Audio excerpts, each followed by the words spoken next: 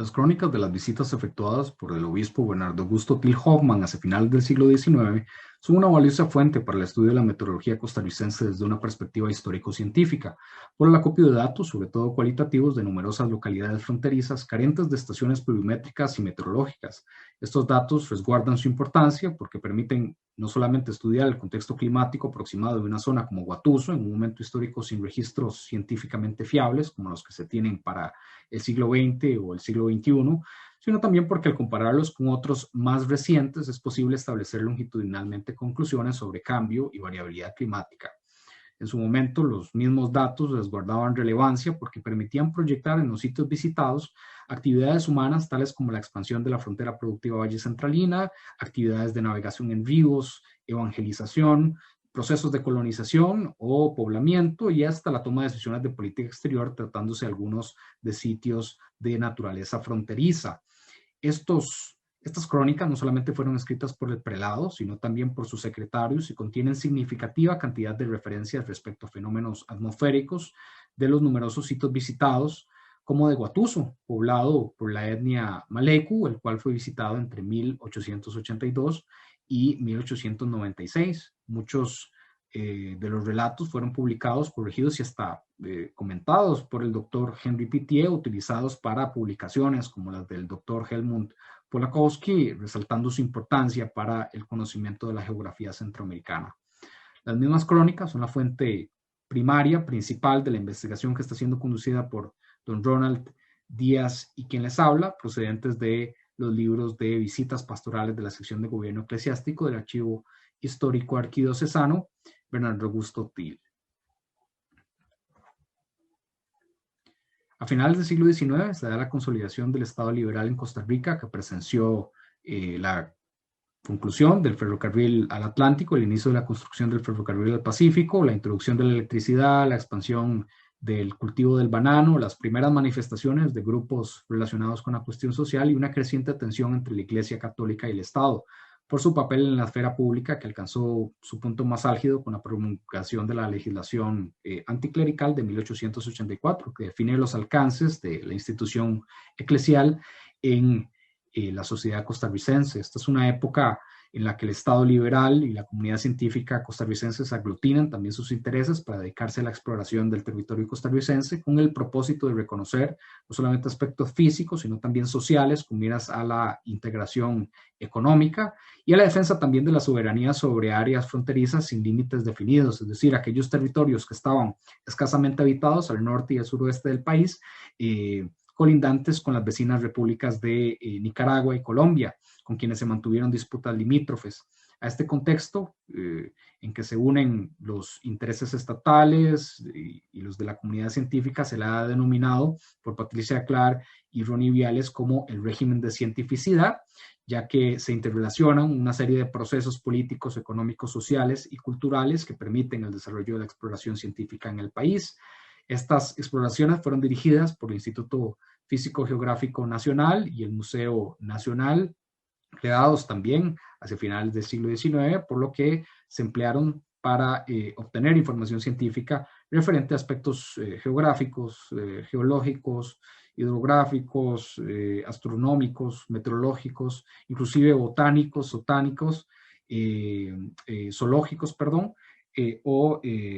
etnográficos, inclusive de naturaleza lexicográfica, lingüística. Precisamente en esta época, arriba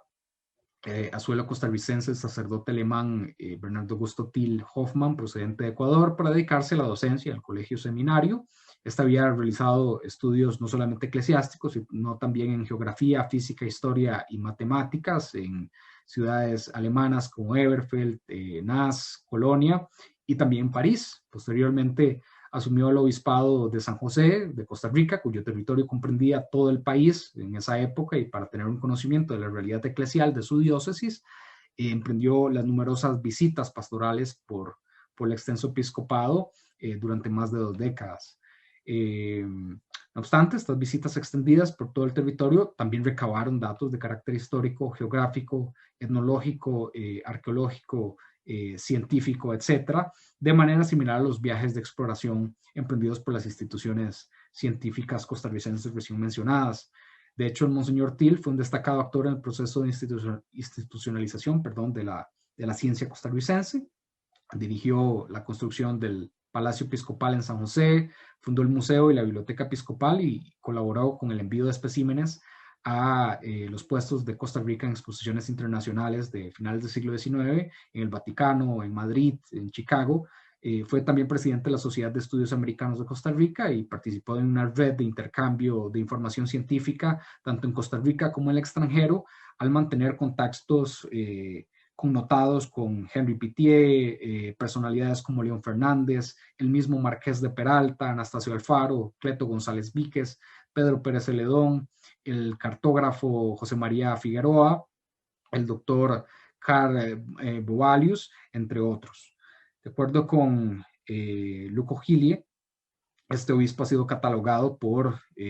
ser no solamente un evangelizador que visitó durante mucho tiempo diversos pueblos costarricenses, sino también se le cataloga como etnógrafo, lingüista, antropólogo, historiador, demógrafo y hasta bibliófilo por su gran cantidad de obras y libros. Las visitas pastorales más importantes por su interés científico y desde el punto de vista de la historia de la meteorología en las regiones fronterizas del país fueron las establecidas en la presente diapositiva. Continuamos con la presentación. La etnia Maleku, más conocida como los Guatusos, habitaba en la parte correspondiente a la cuenca del río Frío, que se ubica hacia el sur del lago de Nicaragua o Cocibolca, y al norte de la cordillera de Guanacaste. Es una zona bastante llana, hay abundante vegetación, no existe una estación seca, a pesar de que las lluvias tienden a disminuir en marzo y abril, la temperatura promedio entre 25 y 30 grados Celsius,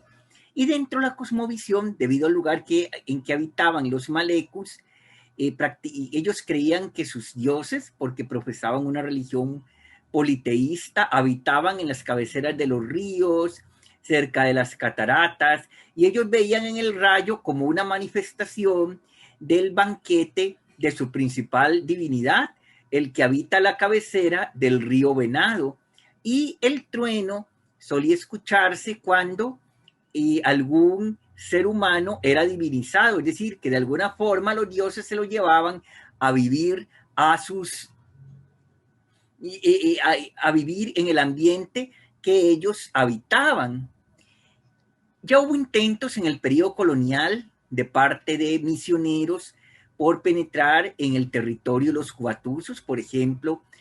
el obispo de León de Nicaragua, Monseñor Esteban Lorenzo de Tristán, que lo hace un siglo antes de Till, pero es finalmente con Till que durante 5 visitas que tienen lugar en la década de 1880 y la última en 1890, en que se aumentaron los contactos con estas poblaciones, y en sus descripciones relata las dificultades de acceso debido a la lluvia, a la falta de caminos adecuados para llegar hasta los palenques de esta población originaria, el uso de las comunicaciones fluviales, sobre todo a través del río Frío, el potencial económico, porque era una zona que podría abrirse en un futuro cercano a lo que es la colonización, al estar escasamente ubicada, y también tener lo que es el desarrollo agrícola. Y muy interesante también lo que son los apuntes en cuanto al conocimiento etnometeorológico. Por ejemplo, en esta descripción en el cual un indígena invoca a Toku, una de sus divinidades, para pedir protección, para evitar también lo que es el impacto de las lluvias que pudieran afectar a esta persona, como también a los plátanos y a la ropa que le fueron obsequiados, para que los ríos puedan ser transitables y el camino propicio. Entonces aquí se transcribe esta la oración que indicó este miembro de la comunidad Maleku. Y tenemos que entre las repercusiones de esta visita pastoral se encuentra el impacto que va a tener algunas décadas más tarde en la visita organizada por Monseñor Antonio del Carmen Monestel, primer obispo de Alajuela. Dentro de su comitiva viajaba Amando Céspedes, que era un empresario de la radio, que él hace la descripción del relato de esta visita, donde también participa el gobernador de Alajuela. Hay reminiscencias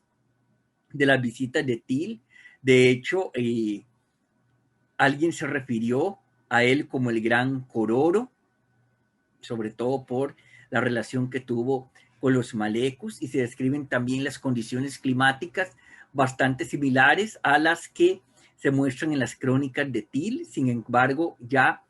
para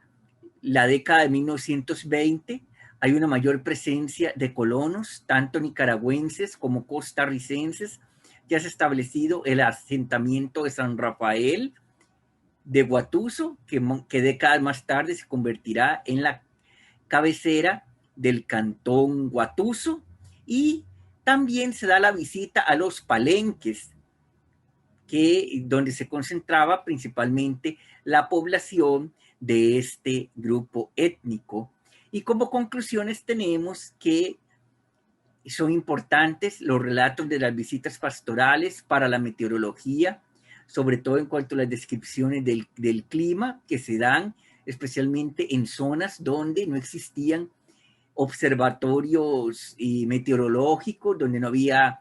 estaciones pluviométricas, como parte de la exploración geográfica que se da, especialmente en la época de Til,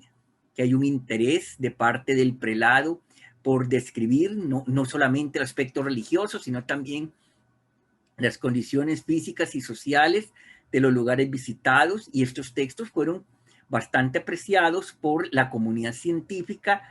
de la época. Y en cuanto al territorio de los guatusos, además de lo que es la información religiosa, se valoró también su potencial económico, la posibilidad de establecer vías de comunicación terrestres y fluviales, a pesar del impacto del clima, que muchas veces podía condicionar el ingreso y el traslado a través de esta zona, y sobre todo la etnometeorología, al haber descripciones ligadas al clima de parte de la cultura maleku. Y es preciso indicar que estas fuentes deben de compararse también con otras fuentes que hayan sido provistas por viajeros, por misioneros, por exploradores y por otras personas que hayan visitado también no solamente la región de los malecos, sino la zona norte en general, para ir estudiando a través de estas descripciones evidencia de cambio y variabilidad climática en la zona norte de Costa Rica. Muchas gracias.